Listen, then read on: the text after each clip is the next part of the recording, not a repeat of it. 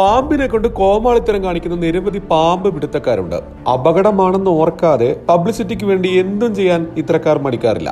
കൃത്യമായ പരിശീലനം ലഭിക്കാതെ ഇവയെ പിടികൂടുന്നവരും ഏറെയാണ്. പാമ്പിനെ വേദനിപ്പിച്ച് ആനന്ദം കണ്ടെത്തുന്നവരുമുണ്ട്. ചിലരാകട്ടെ മറ്റുള്ളവരെ കാണിക്കാൻ വേണ്ടി ഇവയെ ലാളിക്കാറുമുണ്ട്. അത്തരത്തിലൊരു വീഡിയോ ആണ് സോഷ്യൽ മീഡിയയിൽ പ്രചരിച്ചുകൊണ്ടിരിക്കുന്നത്.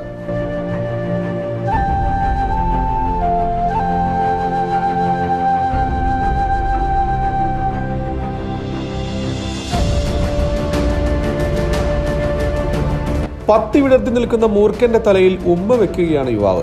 തൊട്ടടുത്ത നിമിഷം പാമ്പ് കടിക്കുമോ എന്നാണ് വീഡിയോ കാണുന്നവർക്ക് തോന്നുക. എന്നാൽ പാമ്പാകട്ടെ അനങ്ങാതെ നിൽക്കുകയാണ് ചെയ്യുന്നത്.